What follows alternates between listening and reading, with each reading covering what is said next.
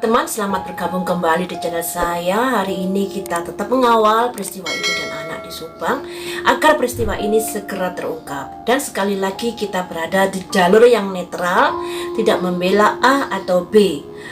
Ada kabar-kabar terbaru yaitu tentang Banpol, di mana Banpol ini sudah ada fotonya, sudah tersebar di media massa, tapi fotonya ini membelakangi. Dan Banpol itu inisial U. Ini akan saya baca dari pemberitaan Tribun News mengenai Banpol tersebut ya, dari perkataan pengacaranya Danu. Setahu kami, kunci sudah di tangan polisi sejak hari pertama. Lantas bagaimana bisa Banpol kuasai kunci dan masuk ke rumah lewat pintu belakang? Kata Ahmad saat dihubungi Tribun Jabar, Selasa 3 November 2021. Setelah masuk ke rumah lewat pintu belakang, oknum tersebut langsung menuju kamar mandi dan singgah di bagian rumah yang lainnya. Di kamar mandi itu juga Danu menemukan sejumlah barang di bak mandi dan Banpol itu menyuruh Danu untuk menyimpan bukti tersebut. Sementara itu mengenai kesaksian Dani, Kabid Humas Polda Jabar, Kombes RD Acaniago memberikan jawaban.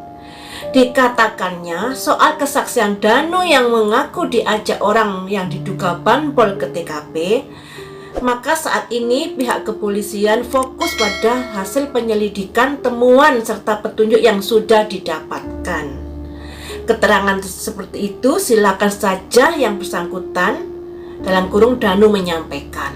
Tetapi kita berpedoman dan kita fokus pada pembuktian adalah alat atau petunjuk yang dicari dan didapatkan penyidik. Jadi pihak kepolisian ini fokus pada barang bukti yang didapatkan penyidik. Silakan Danu berkata apapun, tapi pihak kepolisian fokus pada barang temuan yang ditemukan oleh penyidik, tidak yang ditemukan oleh Danu. Intinya seperti itu ya. Jadi semakin ramai pemberitaan ini, saling serang menyerang antar kubu, saling serang menyerang antar pengacara. Kita lihat saja kemana arah angin, kita akan ikuti dan kita akan analisa di sini. Ada celah-celah kebohongan kah? Ada celah-celah yang disembunyikan? Kita akan berusaha mengungkap di sini. Di hari ini akan saya berusaha mengungkap sesuai dengan analisa saya tentang kejanggalan-kejanggalan dari Bapak Yosef, juga dari Danu dan dari Yoris. Kejanggalan-kejanggalan ini saya mulai dari kejadian di tanggal 17. Tanggal 17 siang Yoris menyuruh Danu untuk beli double tip ke Amelia, untuk minta uang ke Amelia. Apakah ini sebuah rencana yang sudah berjalan? Berhubung kita akan mencari tahu masalah peristiwa kriminal, mau nggak mau yang kita kedepankan adalah kecurigaan. Nah, di sini makanya saya curiga, apakah ini sudah rencana yang mulai dijalankan, di mana Danu membeli double tip. Jadi mau nggak mau Danu mencari tahu kondisi TKP saat itu. Apakah ada Pak Yosef? Apakah kondisi TKP banyak orang? Dan lain sebagainya. Setelah itu, pihak dari Bu Tuti dan Amelia menghadiri undangan liwetan Yoris di tanggal 17, dan di situ juga ada Danu. Jadi Yoris, Danu, Ibu Tuti dan Amelia berada di rumahnya Yoris. Bapak Yosef tidak ikut. Bapak Yosef berada di rumah TKP sendirian. Apakah ini merupakan ruang atau waktu luang yang diberikan Yoris kepada Pak Yosef untuk melakukan sesuatu di TKP, misalnya mematikan CCTV dan lain sebagainya? Itu bisa saja terjadi, bisa saja. Jadi bisa dikatakan Yoris memberi waktu yang luang kepada Pak Yosef untuk melakukan sesuatu di TKP tersebut tanpa sepengetahuan Amel dan Ibu Tuti.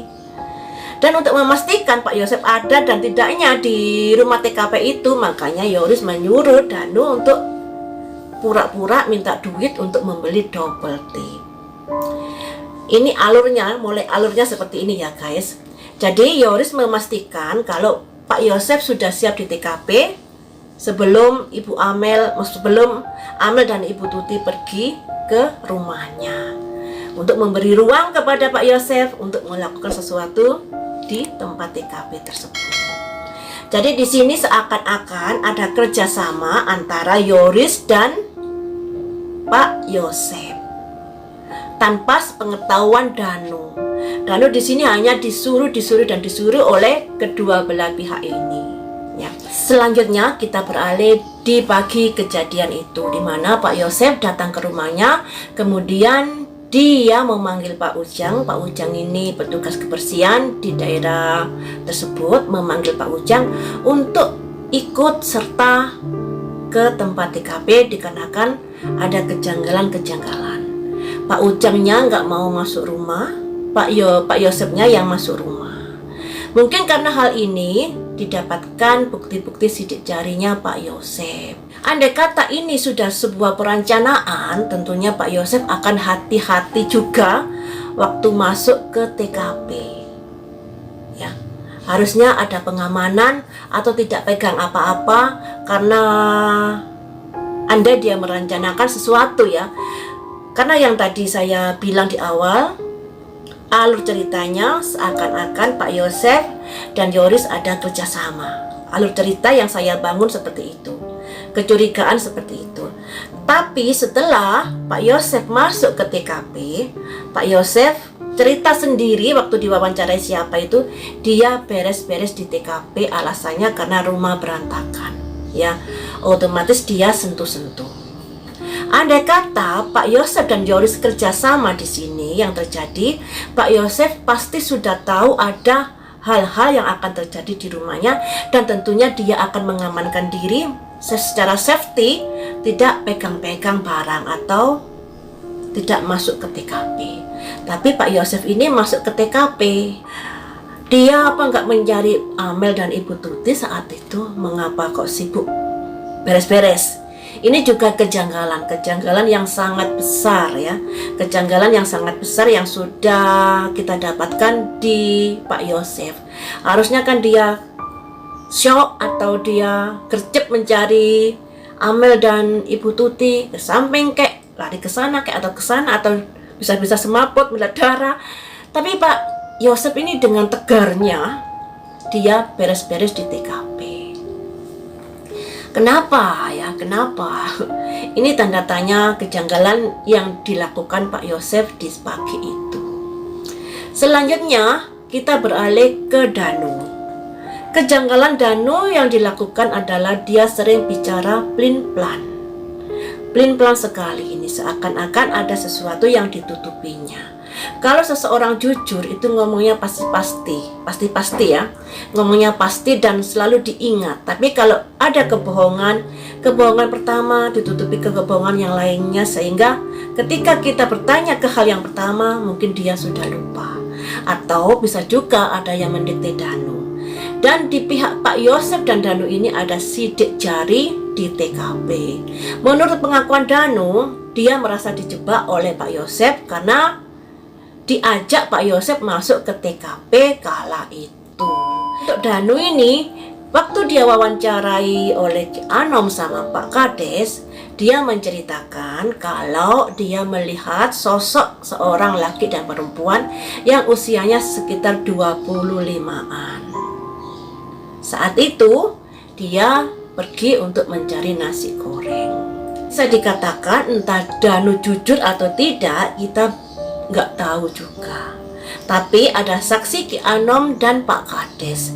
Dan saat berita ini mencuat, tidak ada konfirmasi dari Danu apakah itu bohong atau tidak. Tapi ketika sudah didampingi pengacara, si Danu atau pihak timnya mengatakan bahwa Danu malam itu tidur, tidak keluar kemana-mana. Seperti pernyataan Danu yang pertama saat diwawancarai para YouTuber yang mengatakan Danu jam 3 tidur. Tapi ketika diwawancarai oleh Pak Kades dan Ki Anom, Danu mengatakan pergi membeli nasi goreng dan melihat ada 2 sosok di TKP. Mana yang benar kita tidak tahu. Tapi alangkah semuanya itu perlu didalami juga. Jadi kejanggalan-kejanggalan Danu ini di sini, dan juga ada kejanggalan yang lainnya. Danu ini banyak kejanggalan ternyata ya. Kejanggalan yang lainnya setelah ada Banpol yang meminta Danu untuk menyimpan barbuk, dia simpen. Nah, dia simpen. Tentunya si Danu ini sudah melaporkan hal itu juga kepada Yoris, karena Yoris ini bisa dikatakan yang menyuruh Danu untuk mengawasi TKP tersebut. Jadi kejanggalan-kejanggalan Danu ini di sini, pelin-pelan juga menyimpan barang bukti, dan intinya sering berubah-ubah pernyataannya, kejanggalannya di sini. Kita beralih ke Yoris. Yoris ini sebenarnya tidak ada barang bukti yang ditemukan di TKP. Harusnya Yoris ini bisa dikatakan tenang-tenang saja, harusnya seperti itu. Namun yang menjadi janggal adalah ketika dia sudah mengetahui Danu berpotensi dicurigai karena ada sidik jari dan DNA-nya di TKP, dia malah satu tim dengan Danu. Harusnya logikanya dia akan berdiri pada tim yang lainnya, karena baik Pak Yosep maupun Danu masing-masing ada sidik jari di TKP, ada buktinya. Harusnya dia berdiri pada tim yang lainnya yang berusaha untuk mengungkap peristiwa yang sudah menimpa ibu dan adiknya. Malah dia bergabung dengan Danu. Ini yang membuat kejanggalan yang dilakukan oleh Yoris. Kejanggalan yang kedua yaitu Yoris menyuruh Danu mengawasi TKP. Tentunya Yoris sudah tahu, atau Yoris khawatir kalau ada sesuatu yang terjadi di TKP. Tapi setelah Yoris dilapori Danu, bahkan fotonya juga dikirim Danu ke Yoris, kalau ada seseorang yang masuk ke TKP, tidak ada tindakan dari Yoris. Tidak ada tindakan. Sebenarnya Danu ini sudah curiga pada Banpol tersebut, makanya difoto. Ya, untungnya Danu di sini difoto orang tersebut yang ternyata berinisial U dan sering dipercayai oleh Polres Subang untuk membantu bersih-bersih di tempatnya. Jadi bisa dikatakan selamatnya Danu ini di sini. Untungnya dia menfoto Banpol tersebut dan dikirimkan kepada Yoris. Tapi setelah dikirim, Yoris tidak ada tindak lanjutnya. Bahkan saya rasa Danu pun juga melaporkan kalau disuruh oleh Banpol tersebut untuk menyimpan barang bukti. Tapi lagi-lagi Yoris tidak melakukan tindakan, diam saja. Apakah dengan alasan karena Yoris merasa dia itu polisi yang datang, makanya dia nggak menaruh curiga? Danu aja menaruh curiga kok, makanya oknumnya difoto kan? Itu sudah merupakan kecurigaan Danu pada orang tersebut. Itu juga merupakan kalau Danu berpikir pada TKP tidak boleh dimasuki oleh siapapun. Itu berarti Danu juga menyadari dan Danu juga mengerti kalau tempat tersebut tidak boleh dimasuki. Makanya dia curiga ketika ada orang yang berseragam polisi, ternyata oknum Banpol tersebut masuk ke TKP. Jadi kalau ada pendapat Danu tidak ngerti, tidak ngeh kalau itu tidak boleh dimasukin, itu salah besar. Danu ini mengerti kalau TKP itu tidak boleh dimasuki, makanya dia menfoto oknum tersebut dan dikirim ke Yoris, tapi tidak ditindaklanjuti oleh Yoris. Jadi di sini kejanggalan Yoris di situ. Dia nggak ada barang bukti di TKP, tapi ada kejanggalan-kejanggalan kalau sesuai dengan alur ceritanya. Jadi semacam segitiga bermuda di sini. Ada Pak Yosef, ada Pak Yoris, dan ada Danu. Nah, kalau pihaknya Yoris merasa Danu ini dijebak oleh Pak Yosef karena disuruh masuk TKP. Nah, coba dipikir lagi. Mungkin itu ya. Dan di pihaknya Yoris apa nggak menjebak Danu juga? Dia disuruh untuk mengawasi TKP, yang kemudian ada orang yang datang dan akhirnya disuruh untuk membersihkan bak mandi. Apakah itu secara kebetulan? Apakah itu jebakan? Nah, kita kedepankan kecurigaan di sini karena ini kasus kriminal. Semua bisa saja terjadi, semua bisa saja kebetulan. Tapi yang namanya mengungkap sebuah peristiwa, kita abaikan kebetulan itu. Setiap tindakan, setiap yang mereka lakukan patut kita curigai. Makanya dulu pernah saya bilang, sebaiknya Danu ini mempunyai tim sendiri, sehingga dia tidak ada tidak ada rasa sungkan untuk mengungkapkan sesuatu. Karena sudah berdiri sendiri, tidak serba pakewo, sehingga Danu fokus untuk membela dirinya sendiri, tidak ada tanggung jawab untuk menutupi orang lain. Ya, harusnya seperti ini kalau menurut saya loh ya, harus dipisahkan dengan Yoris. Biar semuanya berjalan sendiri-sendiri. Karena semuanya kayaknya ada keterkaitan di sini, baik Pak Yosef dengan Yoris dan Danu.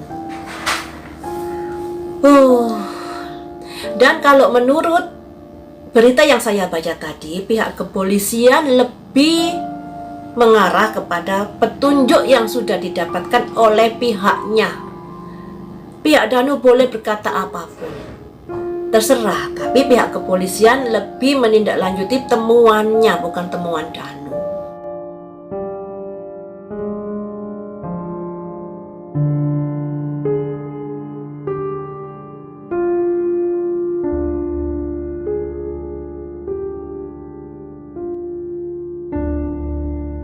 Dan juga ada yang DM saya tentang wawancaranya Mbak Poppy pada Yoris dan istrinya, di mana Mbak Poppy ini dalam wawancara yang sudah saya lihat di video di YouTube-nya, memang ada jebakan di belakang dalam pertanyaannya tentang siapa yang digambar Yoris, sosok seperti apa, Peter Pan kah atau sosok apa.